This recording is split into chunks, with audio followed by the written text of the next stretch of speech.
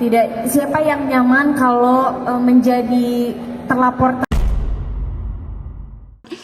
Saya masih digantung sebagai terlapor dan itu sangat berdampak negatif sekali. Permasalahan Undang-Undang Hak Cipta di dunia permusikan belum juga selesai. Lesti Kejora, penyanyi dangdut yang dikenal lewat suaranya yang kuat dan senyumnya yang manis, kini tampak putus asa dan lemah di hadapan sang hakim. Lesti menangis karena kasusnya dengan pencipta lagu Yoni Dores masih menggantung. Belum lagi, revisi Undang-Undang Hak Cipta juga belum disahkan secara resmi. Tangisnya mengalir di tengah rumitnya hukum hak cipta di negeri ini. Bagaimana isi pernyataan Lesti di hadapan sang hakim? Dan apa yang dirasakannya saat ini?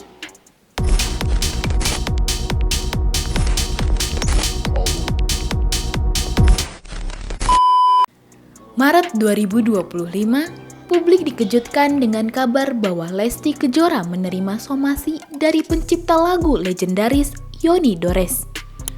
Penyebabnya, Lesti dianggap membawakan lagu berjudul Bagai Ranting Kering tanpa izin resmi di sebuah acara pernikahan pada tahun 2016 hingga 2018.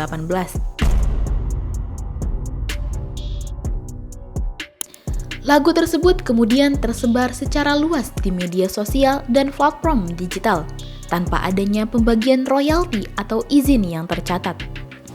Somasi itu kemudian berlanjut menjadi laporan pidana ke Polda Metro Jaya pada Mei 2025. Tuduhannya cukup berat, melanggar Undang-Undang Nomor 28 Tahun 2014 tentang hak cipta. Dalam konteks itulah muncul inisiatif hukum untuk menguji materi UU Hak Cipta ke Mahkamah Konstitusi. Persidangan uji materi itu mengundang dua penyanyi dan musisi sebagai saksi, yaitu Lesti Kejora dan Semi Simorangkir. Pada tanggal 22 Juli 2025, sidang digelar di Mahkamah Konstitusi. Di hadapan majelis hakim, Lesti menyampaikan kesaksiannya dengan suara bergetar. Sekitar pada tahun 2016 hingga 2018, saya pernah membawakan lagu yang berjudul Bagai Ranting yang Kering yang diciptakan oleh Bapak Yoni Mulyono alias Bapak Yoni Dores. Salah satunya dalam satu acara pernikahan yang diselenggarakan di Subang, Jawa Barat. Lagu tersebut saya bawakan atas permintaan pihak penyelenggara sebagai bagian dari daftar lagu yang telah disepakati. Video-video dari pertunjukan tersebut kemudian diunggah oleh pihak lain, penonton atau penyelenggara, ke sosial media atau di kanal digital yang dikenal YouTube, serta terdapat beberapa unggahan yang berisikan materi berupa foto saya yang ditempelkan sebagai thumbnail atau cover dari video lagu-lagu ciptaan dari Bapak Yoni Dores. Saya dan pihak manajemen tidak mengetahui atau menyetujui proses unggahan tersebut maupun elemen visual yang digunakan oleh pihak lain. Saat itu juga, Lesti menceritakan bagaimana kasus ia dilaporkan oleh pencipta lagu Yoni Dores dan hal itu merugikan dirinya.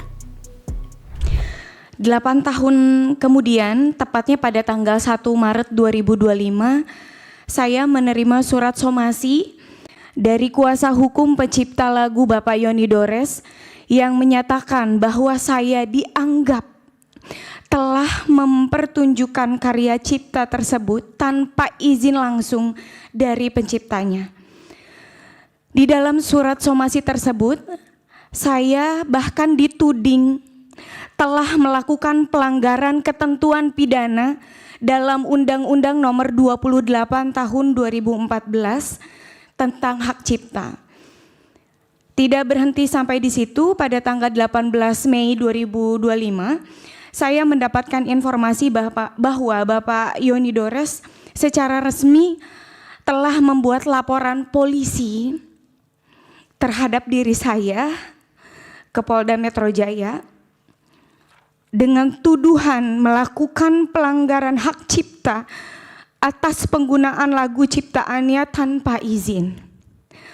Hal ini menimbulkan perspektif negatif terhadap diri saya, karena dengan adanya laporan tersebut, saya seakan-akan telah melakukan pelanggaran terhadap Undang-Undang Hak Cipta, sekaligus menunjukkan kegamangan norma hukum terhadap pelaku pertunjukan seperti saya. Saya sebagai penyanyi profesional, saya rutin diundang untuk tampil di berbagai acara, pernikahan, konser, pertunjukan panggung, dan kegiatan publik lainnya. Dalam praktiknya, daftar lagu yang saya bawakan selalu disusun atas permintaan dari klien atau pihak penyelenggara acara. Biasanya saya menyanyikan lagu sekitar 6 atau sampai 8 lagu dalam satu pertunjukan, kurang lebih separuhnya adalah lagu milik saya sendiri dan sisanya adalah lagu milik pencipta lain. Bahkan tidak jarang perubahan daftar lagu terjadi secara spontan di tempat atau atas permintaan klien. Pentingnya untuk saya tegaskan bahwa saya tidak pernah mengurus langsung perizinan atau pembayaran royalti atas lagu-lagu yang dibawakan, karena saya sebagai penyanyi profesional, saya hanya menjalankan tugas untuk memberikan jasa tampil atau pertunjukan sesuai kesepakatan dengan pihak yang mengundang saya. Karena lagi bersaksi, Lesti juga sekalian ingin menyampaikan kegelisahannya tentang kasusnya dengan Yoni Dores masih menggantung. Ia sampai memohon di hadapan sang hakim. Sebagai penyanyi, saya tidak memiliki akses maupun kapasitas untuk mengetahui variabel-variabel komersil yang menjadi dasar perhitungan royalti seperti jumlah penonton, harga tiket, atau skala dan kategori acara sebagai yang dipersyaratkan dalam sistem lisensi yang berlaku menurut peraturan perundang-undangan. Somasi yang saya terima disertakan laporan pidana yang dibuat oleh pencipta lagu merupakan bentuk nyata dari kekaburan norma dan ketidakseimbangan posisi hukum antara pencipta lagu dan pelaku pertunjukan. Hal ini memperlihatkan betapa lemahnya perlindungan terhadap hak terkait, khususnya bagi pelaku pertunjukan seperti saya, yang sebenarnya hanya bekerja sebagai profesional berdasarkan kontrak kerja dengan penyelenggara acara.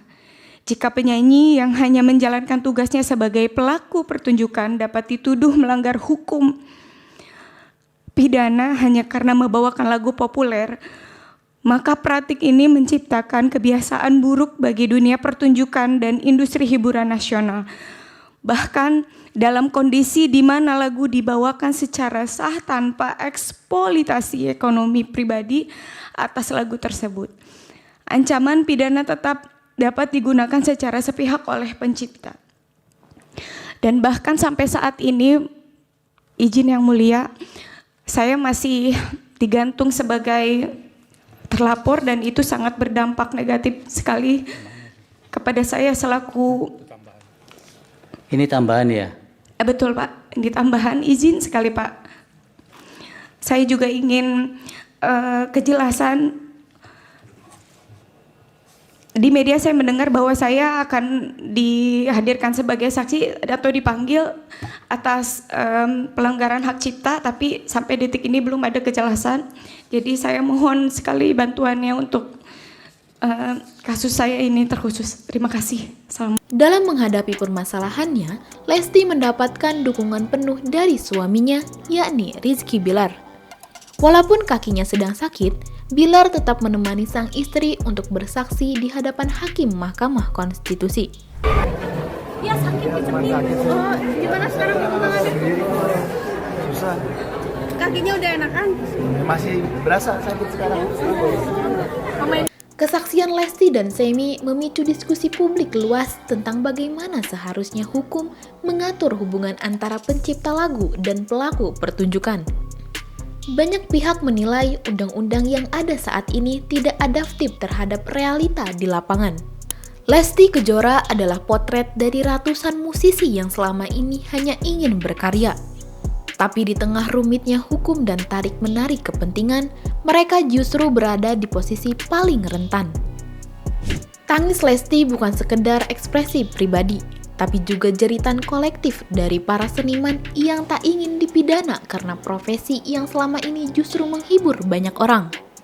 Gimana menurut kamu kesaksian dari Lesti Kejora? Tulis pendapat kamu di kolom komentar.